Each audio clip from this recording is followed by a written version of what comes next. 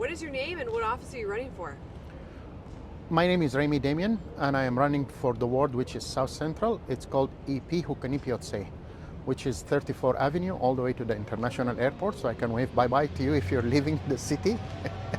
And from Calgary Trail all the way to the west end, which is called Chapelle area. Why are you running? I am a businessman, I am retired, and I do definitely see the city going in a direction I don't agree with.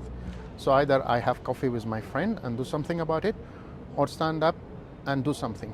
So I'm not going to talk to my friend. He is fed up of me. I want to do something. It's sad.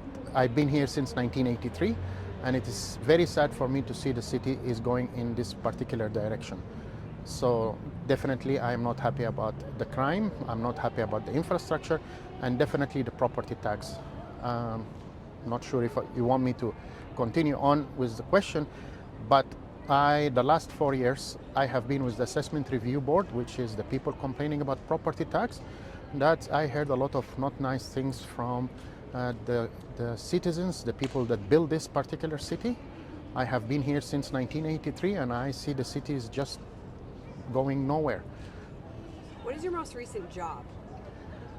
The most recent job is the Assessment Review Board as a hearing member in a tribunal, hearing to people complaining about their property tax.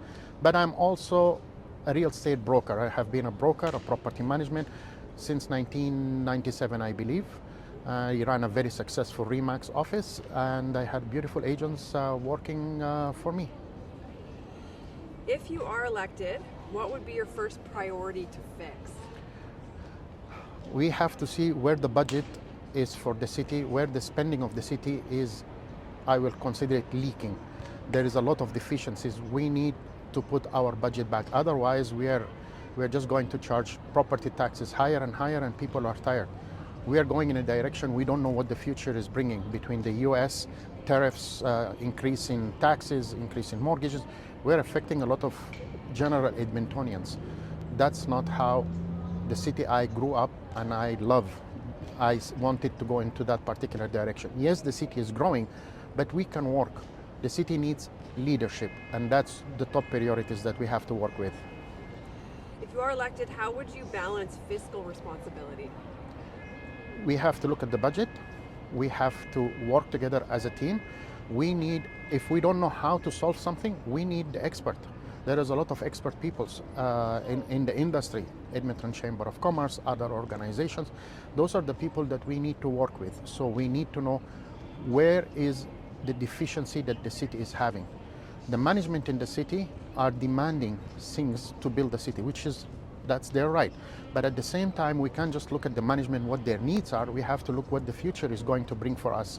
And we have to balance where we want to go in the future and where we are right now, so that we try to be proactive, not reactive. The city seems that they are reactive in every single decision that they are taking. Example, derelict homes. The city passed a bylaw that derelict homes will be charged 3 times the mill rate, and they did that, I think, in October 2023, effective January 1st. They didn't give the public any grace period. And the city and the current city councils know that it takes 60 days roughly to get a demolishing permit. So how could you pass something in October, effective January 1st, and it takes 60 days, so you're not working with the public, you're working against the public. This is wrong.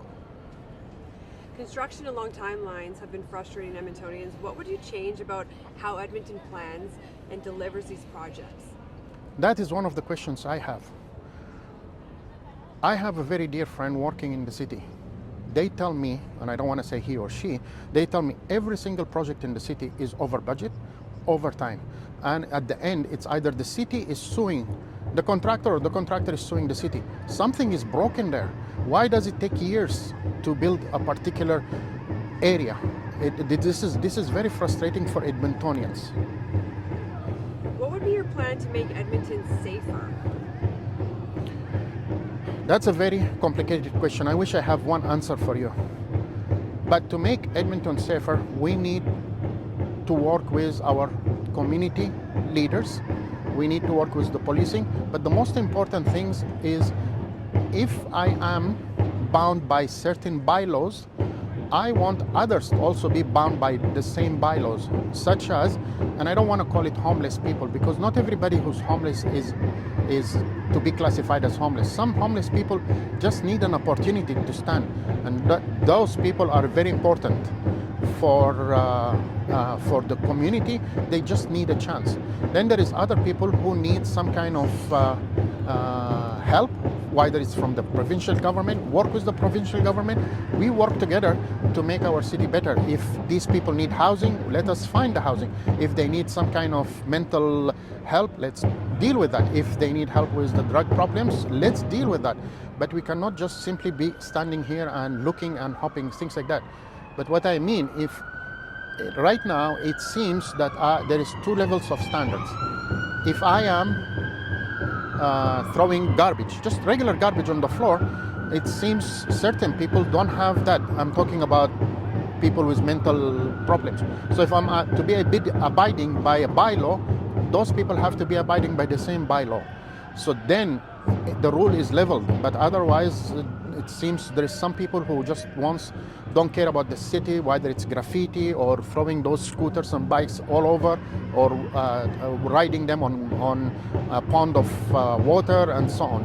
So that's not nice. I am in the Century Park area where the LRT, that station is a disaster to me. I don't know about other stations, but that's where I take the LRT, and that's where I end my LRT journey if I'm going to downtown and so on. And those LRT stations are very dirty. There is a lot of drug use, and it seems there is no law and order in that area. That's not good for the community, not good for the businesses. What do you think about the city's relationship with the province, and how do you think it should be? I don't have much information about that. I'm not sure where it is, but I suspect the city and the province, they must have interaction together.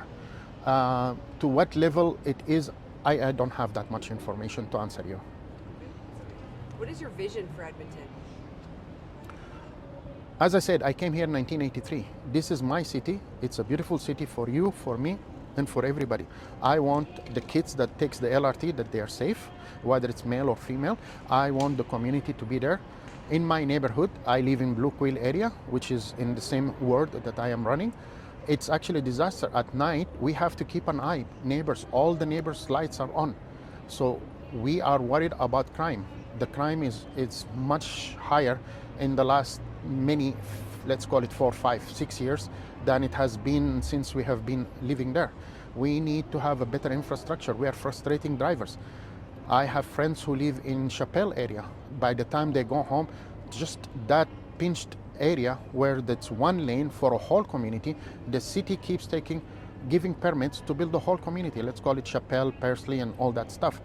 The city takes the permits money, takes the property tax money, and then many years, which is 15 to 20 years later, they are building the 1-lane road to 2 lanes road. Well, the city suddenly found that they're going to need to building 2 lanes road. There is a deficiency, and I'm not sure where the deficiency is coming. Long story short, the city needs leadership. Without that leadership, the city cannot function. The management of the city, which is the city administration, I'm quite sure there is a lot of nice people there. They're great people. I have interacted with a lot of people, and they're just awesome. They need instructions to which direction that this leadership, which is the council member with the mayor, telling the city in which direction they're going to go. And they're definitely going to be. But I'm a little bit surprised. Edmonton Transit Service are not happy. They're thinking of striking.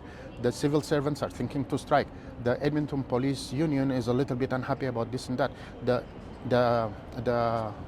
fire department is not happy. What is this?